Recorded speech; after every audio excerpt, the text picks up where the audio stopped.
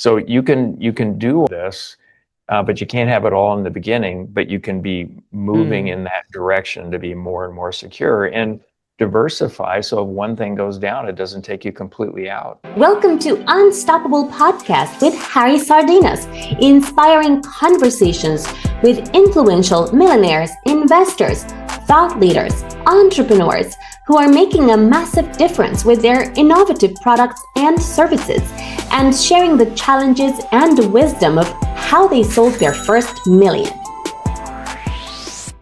However, how you become a good investor? Because it's not about making the money. Well, it's more easy to make the money than to keep it, because making the money, all the entrepreneurs and all the investors can make money. Now, to keep it, you have to be a very good investor. And exactly, it's a different skill, Lee, that being an entrepreneur, right? So how you become a good investor? And who told you that you have to become a good investor? Because you didn't sign up for this. You didn't sign up for this. You are like me. You are an entrepreneur. You are someone that, that wants to produce, to value. That's why maybe the main reason when that I came back and opened that restaurant, because I'm sitting in my house. I said, look, I'm an entrepreneur. If I get fired from my own business, I don't know how to do anything else. So I need another business, and then I took a very bad one restaurant. I was looking for, because otherwise I was miserable. Sitting at home, yes, the money's coming, but how I know having a film and watching movies at home and all this money is coming. It was and then if you rush into it and you know how to deal with success, you take a bad business decision, which I don't think it was bad. It was the best master that I ever had in business, because when things go wrong is where you learn a lot. But then, Lee, who told you that? Oh, hold on a minute. It's not only about being a good entrepreneur. I also have to become a good investor if I want to keep my money. Where do you find out that you need to learn to do something that you didn't sign up for this in the first place? Yeah, it's so there's investing a couple of different ways. You can invest in a new business and start running down that road, just like you did the first time, or second or third or fourth time. And then there's investing in others' businesses. There is the thing that I want you to expand, Lee, Okay. All right. in that part, because it's a different. I know that when you invest in your own business, you are in control of everything. You know the product. You know that you invest in the money. I know also, and then you know how much money can you make. You have 100% in control. But in order to grow, you have to now to invest in people, businesses, or other property deals or whatever, which is in control of somebody else. Now it becomes tricky, right? Yeah, and so there is a third bucket, which is investing in company, equities and fixed income and secure real estate kind of stuff. You can get a decent return doing that and not lose your money and grow it over time. But let's look at investing in other companies. And I think the real challenge is doing the due diligence. And so a good friend comes to you, guaranteed you're going to get a great return. You give them the money. You might not even read the documents that you sign and what's going on. That's not doing due diligence. So I recommend anybody doing that, come up with a due diligence checklist.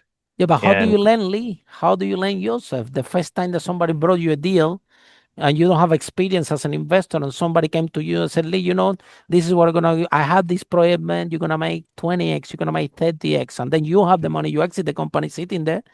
So what happened there? Because the most amount do exactly what you described. They don't even read the document.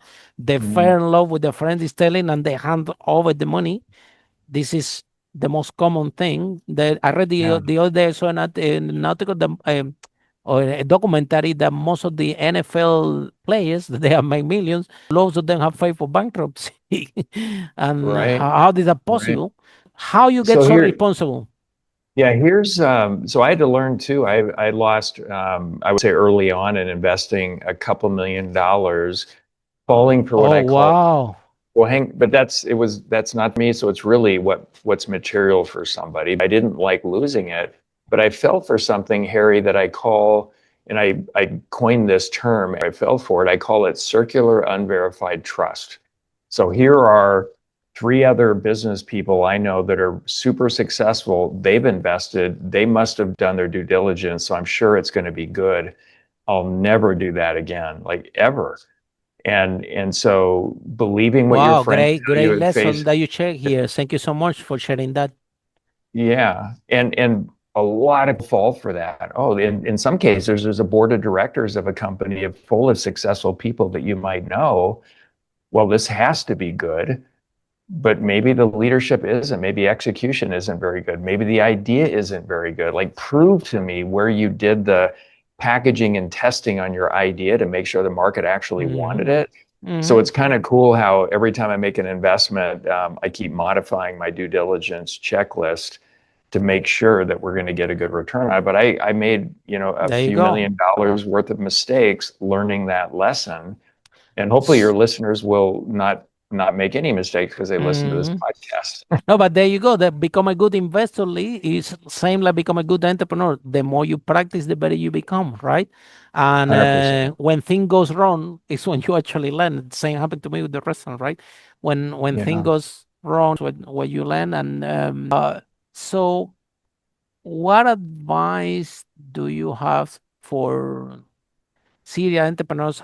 We always discussion in this podcast. I want to ask it to you because you are good at in both words, okay?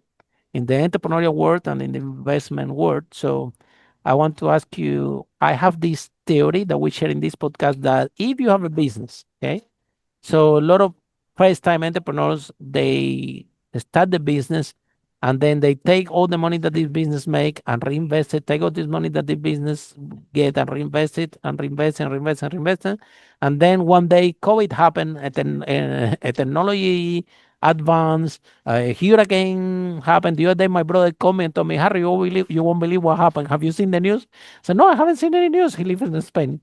He has a warehouse, right? And he import products from Indonesia and decoration for homes, and then he sell it all over Europe. Have clients all over Europe, right? And Mm. he told me, you won't believe, it was a fire 9 miles away, and the wind moved the fire 9 miles, and it reached only 200 meters away from the warehouse. And he told me, worse, I couldn't get to a warehouse because the fire brigade closed everything. And he has there, imagine, all the business is in there. And the only answer that I give it to him is, you know what? You only need to be in business for crazy things like this happen to you. If you know in business, you can, but being in business, anything can happen. So Lee, we are a bit kind of a theory this podcast, and you need to share your opinion that we won't be more sustainable if the entrepreneur make money in the business, take this money, let's say invest it. Let's suppose you buy a house, you rent the house, and the rent that the house is giving to you, you can use this money for marketing and reinvest in your business. And in the future, something goes wrong with the business, still you have the asset producing income. Or how will be your approach based on your own experience for first time entrepreneurs? Because it's not fair that that work very hard in the business. Not so many people are so fortunate like you that build so many and exit so many. Some people only have the opportunity to build one and they exit it, but then they take this money and they make the wrong investment or they lose it all, or they work very hard growing the business and all of a sudden a dramatic COVID happened, something happened, they go to zero very quickly, and now they left with nothing after working so hard. So how can they mitigate the risk? That is a great question. And usually when you start out, like when I started my business, you can't have everything all at once. You're kind of putting yourself out there. And if something would have gone wrong early, let's say year one or year two, I probably would have been done financially and that's it. But said, I made everything kind of formulaic. So as money came in, there was profit, X% stayed in the company, X% distributed to cover taxes, X% for growth. So it was a small amount in the early years that was paid to mainly myself, the majority owner, but to the investors or the that work there on top of taxes. But that just kept growing because I kept the formula all the way through. And then diversified customers, got to a place where we can't have more than 5% of our business with any one customer, and niches in the industry, people movers, package movers, helicopters, transportation, emergency medical. globally, we had largest business I sold, aerospace business. We had about 2,000 customers in 60 countries. And if there was a recession or a slowdown in one part of the world, another part of the world was taking off.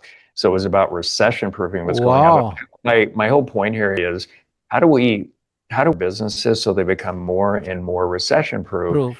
And especially if there is a downturn that happens in your industry, study previous downturns and which were the companies like you that did really well and which were the ones that went out of business. Be more like the ones that did well. So I remember like one quick short story. After 9/11, we're in the aerospace business. We're repairing and overhauling parts. We're reducing aircraft operating costs for our customers. And they parked the airplanes and people weren't flying as much. So they didn't even the ones that needed work. They would just fly the ones that didn't need maintenance. And so most of our competitors went back significantly. A lot of them went out of business. And what we did is went into the airlines and said, look, we will take over these maintenance programs for you. So you don't have to carry the overhead.